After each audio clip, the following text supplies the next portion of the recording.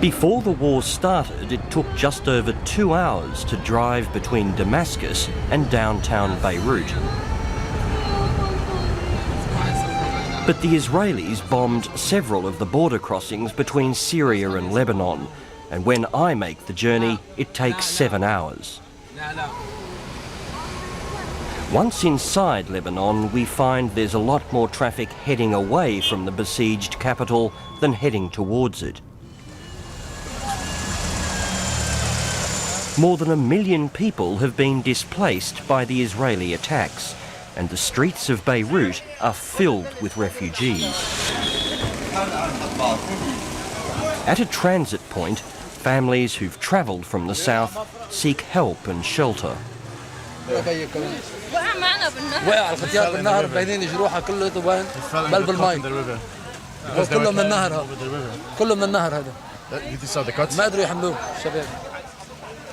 This family was trapped in a village near the Israeli border for 22 days while the fighting raged around them. فكيف هالإنسان اللي محترم اللي رفع كرامته وما بيظهر إلا وراسه مرفوع قضينا قضى عمره متشبك بأرضه ببلده بوطنه بكرامته. The family's 11-year-old daughter has been missing since the war started. So yeah, this is the Shia area that was bombed 2 days ago. This is the closest to Beirut they have ever been. My local guide, Maurice Al-Haddad, is taking me to the scene of a recent Israeli attack in the suburb of Shia. These were 2 residential buildings over here. According to witnesses, a young man had fired at an Israeli drone flying overhead. The missile struck minutes later. Numbers between 40 and 43 people, I think, dead, and around 100 wounded. Mostly families, women, children, old people. And as you can see, the 2 buildings are turned into rubble.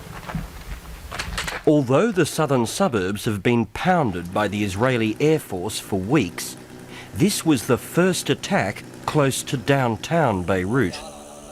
But this suburb is not considered a Hezbollah stronghold. They were never expecting it. These people were never expecting it because this is a respectively safe area. It was a, you know. So they weren't warned at all? At all. At all. A few hours before we got here, leaflets were dropped warning of fresh attacks, and most residents have fled. But in the ruins of a flat next to the bomb site, we find one man who's stayed. Does he think there's going to be an air bombing raid tonight? He said, oh yeah, برأيك رح يقصفوا الليل. قال يقصفوا الليل، أما ما زبطوا مناشير بزبطوا. أعطيه وشك إياه.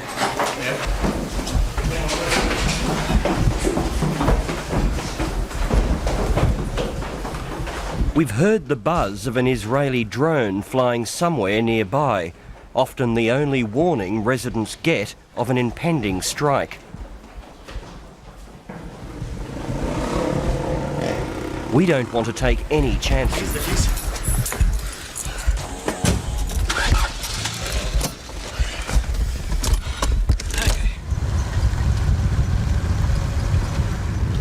We don't want to be turned into a statistic, do we? No, we don't. This is fucking crazy, man. The thing is, this enemy is like, it's like fighting an imaginary enemy, you know what I mean? They've got air superiority, and you can never tell. I was talking to people who were in Shia yesterday, and they told us they heard the sound like, boom. That's it. It's like 10 seconds, 5 seconds. Yeah. You can actually hear the bomb. Yeah, imagine how frightening it is for the people who actually like got wounded or died. You know, you hear it for 5-10 seconds, and then you're dead. Fucking crazy, man. We've come to the Mount Lebanon Hospital to meet survivors of the missile strike in Shia. In one of the most awful tragedies of the war, Ali Ramaiti lost 17 members of his family in the attack. إلى أن صرت صرخ وعيط هذا لحتى الله سبحانه وتعالى أرسل ناس أنقذوني. ونحن ظاهرين كذلك الأمر كانوا شايلين مرتي من تحت الأنقاض. وابني مش عارف مين شاله كمان جابوه على المستشفى والبقية كله استشهدوا. Ali's large extended family was watching television when the building was struck. أنا راح لي 3 أولاد. نعم صبي وبنتين. كل أمي وأخواتي 3 صبايا وخيي 5 أنفس. وخيي كمان ومرته وبنته استشهدوا. We're going to the ICU to check out the boy. The only son they have left.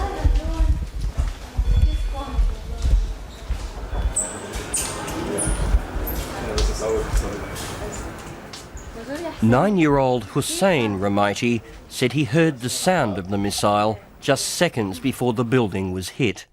He was under the rubble and he was unconscious until he smelled the smell of the gunpowder.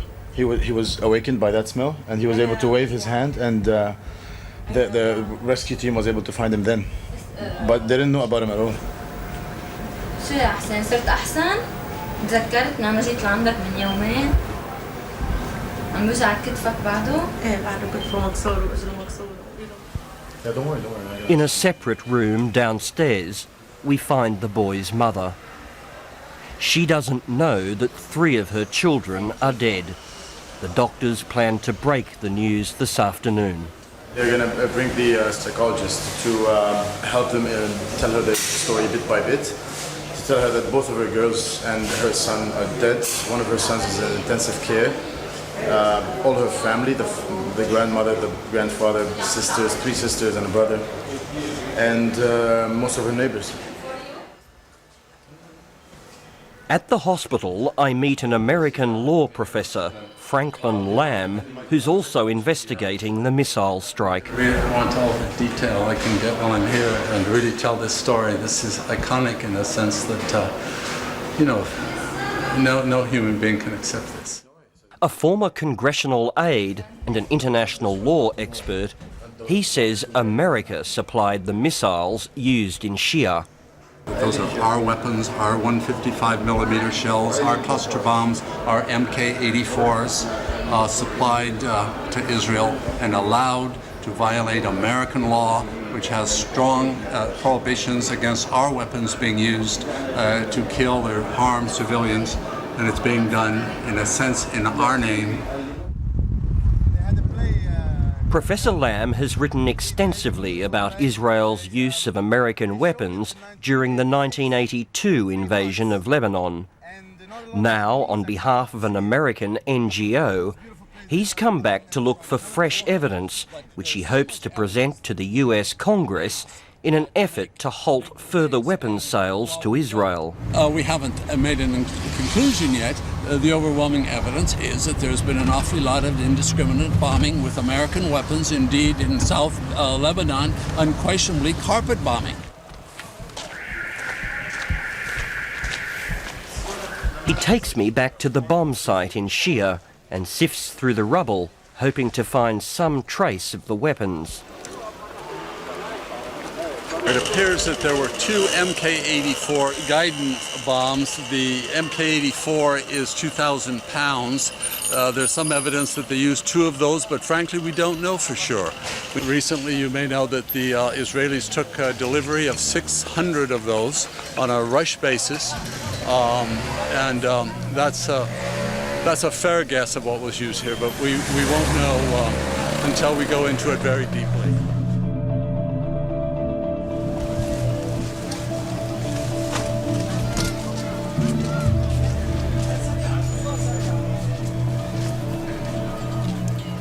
It's not just Israeli bombs raining down on Lebanon. As we're filming refugees in Sanaya Park, the Israeli Air Force drops thousands of leaflets over central Beirut. It's part of a bizarre propaganda campaign to turn the Lebanese against Hezbollah leader Hassan Nasrallah. Basically, this is just another one of those leaflets they've been dropping for the past month now. It's part of the psychological warfare that they're waging against the Lebanese populace. Basically, this one says you can bring back the scent of the cedars, and you can rub off this You can rub off your shoulders the destroyer of Lebanon, meaning they're pointing to Hassan Nasrallah. And this is the picture of the air freshener they dropped. Is that a little picture of Nasrallah there? This is Nasrallah's face, and this is the Lebanese cedar. And here it's written in Arabic, which means go away with a good scent, please. And these are the air fresheners they've been dropping. And the police have been going around the park, alerting people not to hold them in their hands or smell them because they believe they might contain some hazardous chemical material or something like that. كل شيء بينزل على الارض ما عدا هذا الشيء اللي بنتاكد منه ما عدا ينزل لمس. حاطين السيد حسن طلع من قلب الارزه. If the reactions of the refugees are any guide, the leaflets are having the opposite of their desired effect. عمل اللي عاملينه انه لبنان دمر الارز اللبنانيه يعني دمر السيد حسن دمر لبنان. عم يشيلوا الشعب اللبناني يحرضوه على المقاومه. فكل ما كبوا مناشير بهالشكل هيدا او غيرها سامي عم نزيد تكمشنا بالمقاومه. 23-year-old university student Sarjoun helps coordinate relief efforts in the park. He says the growing hatred of Israel is a logical consequence of the war. This will cause a revenge on the long term. It won't cause a defeat. What do you mean by that? I mean a very simple thing, you know.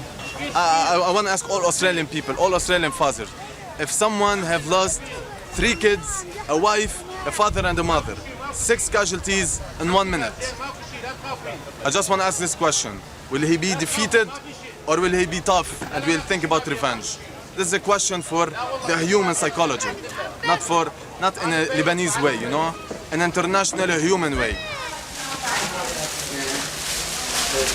By day 30 of the war, with all major supply routes into Beirut cut, food supplies are dwindling. Just behind Sanaya Park, volunteers load up food parcels to distribute to the thousands of other refugees spread out across the city. The volunteers take us to an abandoned building where a family of 23 people from South Lebanon has found shelter. The Maki family left their village 3 days after the war started, and they've been living rough ever since under the guidance of the family matriarch Amini.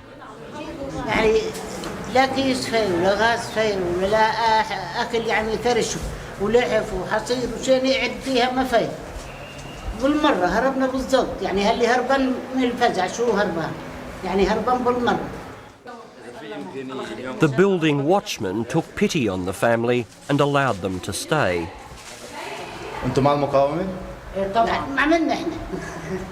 يعني إحنا المقاومة يعني مش نحن هيك جايين يعني نتنازل عن حقنا واحد بيجي بيقمه من بيته بيقولوا له برا.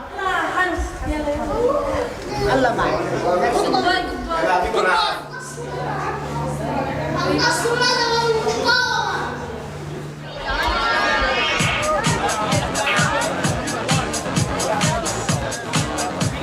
Later that night, my fixer Maurice helps out a friend at his nightclub in the hills east of Beirut. Astonishingly, although the suburbs a few kilometres away are being bombed, some young Lebanese are still determined to let their hair down. After the Civil War, people got used to living in, hard times. So they kind of developed this way of life to deal with it. So anytime you find a conflict, you just find the Lebanese people ignoring it by going out, by having a couple of drinks, enjoying the atmosphere with their friends.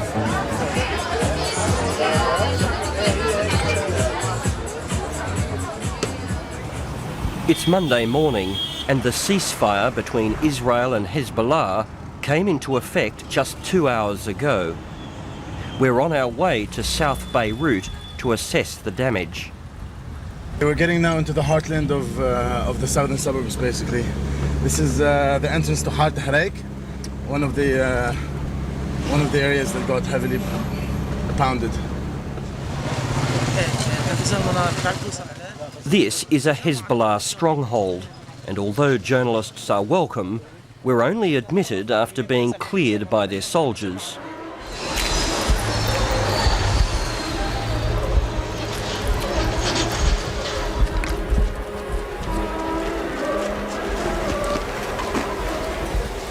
It's a scene of complete and utter devastation.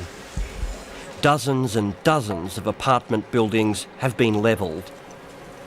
The Israelis had dropped leaflets warning residents to leave the area during the bombing campaign, but everywhere there is the stench of decaying flesh.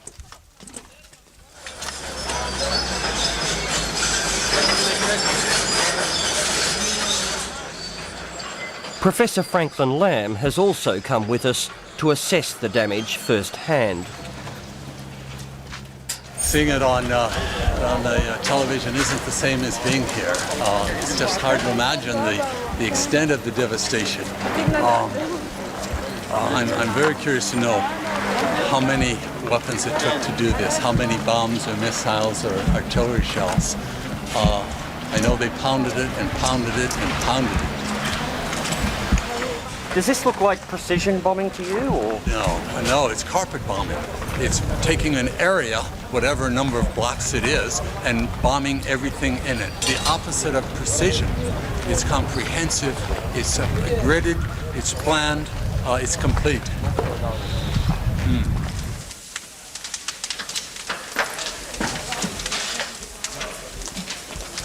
Now, the Israeli Air Force was bombing here last night. As you can probably see just behind me, there's a plume of smoke from a bomb that was just dropped a few hours before the ceasefire. Families have started to come back. It's still a little bit dangerous, as you can see. This is a 12-storey building that I'm standing on right now. And families have come back to see what's left. Well, clearly there's nothing much left. From here, you can go about 10 blocks, at least 10 blocks in every direction, and all of the buildings have been totally destroyed.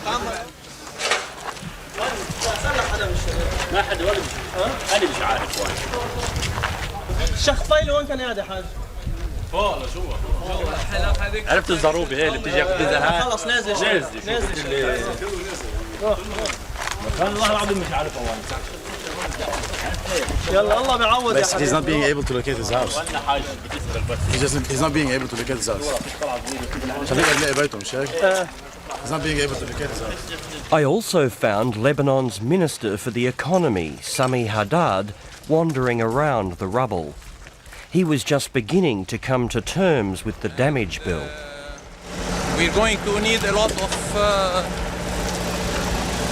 work, and we're going to be hand in hand to rebuild this as quickly as we can, but it will certainly take time. So this is going to have to be completely knocked down and rebuilt? I'm not an engineer, but it's obvious that many buildings will have to be knocked out before being rebuilt. Okay. What's your assessment? You put a dollar figure on so far? Whatever dollar figure you put, it's certainly in the several billions of dollars, at least $3 to $4 billion, just to repair what has been destroyed here. Thank you, sir.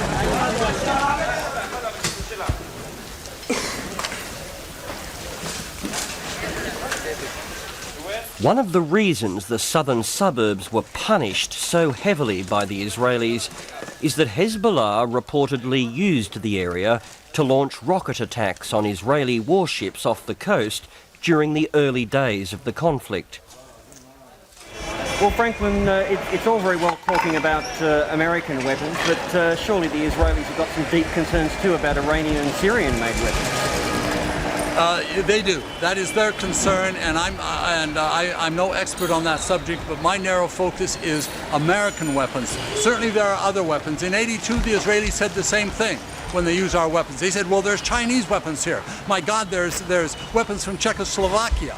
There's Spanish weapons. Sure, there are other weapons, and someone should take up that cause. But our cause is our weapons, because we've done 98% of the carnage in this part of the world with American weapons. تفاز الكاميرا وين بيتك؟ بيتي هون ها هيدي الأوضة الوحيدة الموجودة بعد. هي أول أوضة أول طابق؟ لا هذا ثالث طابق، أول طابق صار هون على الأرض. إيه. كله بيتعوض بس كله طبيعي. Okay, well I'm just sitting here on a pile of rubble. There are just piles like this everywhere. Every pile of rubble represents one building.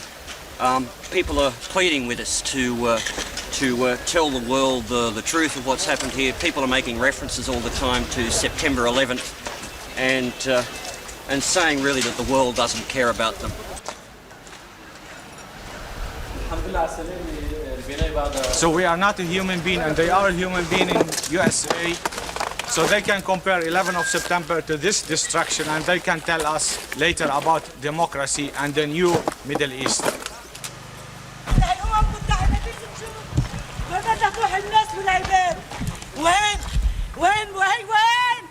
وين هيئة الأمم؟ يا أمم بيتنا ما بقى نعرفه، حينا ما بقى نعرفه. بأي كتاب؟ بأي شرع؟ يا شرع يا شرع هيدي البيوت السكنية؟ وين في حزب؟ وين في حزب؟ Of course, Hezbollah was everywhere. This was the headquarters of Al-Manar, the Hezbollah television station that Israel never managed to knock off the air. Next to the ruins, I find Hezbollah Member of Parliament Ali Amar. I asked him what right Hezbollah had to start a war with Israel in the name of all of the Lebanese people. بطبيعة الحال النظام اللبناني هو نظام ديمقراطي ودستورنا بالتالي يكفل حرية التعبير ولكن إنما الواقع أثبت ومن خلال تضامن كل مكونات الشعب اللبناني في مواجهة العدوان أن كل اللبنانيين بدون استثناء ملتفين في حق لبنان بالصمود لمواجهة العدوان الإسرائيلي. حزب الله حزب الله ويلكم حزب الله. Certainly, as we walked amongst the ruins of South Beirut, support for Hezbollah and its leader Hassan Nasrallah was unanimous. إذا بدهم شقة في الجسم بدنا نعطيهم كمان. قالوا لهم هذا الشركة مش جديد مش بس مالنا فداء المقاومة. تعالوا شوفوا الضاحية قالوا لهم تعالوا شوفوا الضاحية. هاي الشرق الأوسط الجديد. شوفوا أنا عندي محلين هون وعندي مستودع تحت الأرض يا أخو هونيك. كله راح. الحمد لله بنقول الحمد لله على سلامتك. الحمد لله على سلامتك. Even though this neighbourhood has been flattened, there's a sense of victory in the air.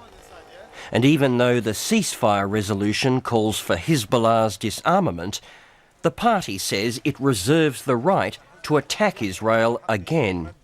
أي عدوان ممكن أن يرتكبه العدو الإسرائيلي وهو ارتكب حماقة كبرى في هذه الحرب التي شنها برعاية أمريكية على كل لبنان بدون استثناء. والآن أي محاولة للعدو الإسرائيلي للنيل من سيادة لبنان واستقلال لبنان وحرية لبنان وأهلنا في لبنان بطبيعة الحال المقاومة تحتفظ بحقها.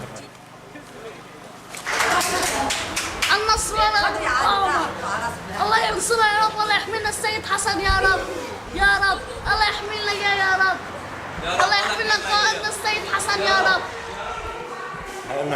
When I catch up with the Maki family in their abandoned building, they are busy celebrating what they see as a great victory.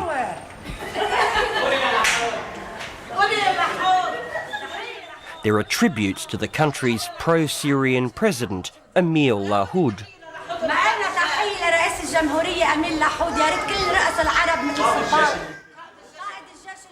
Many believe Hezbollah provoked this war, which has caused untold suffering for the very people it claims to protect. But for this family, like for so many others across the Middle East, Hezbollah's leader, Hassan Nasrallah, is a hero.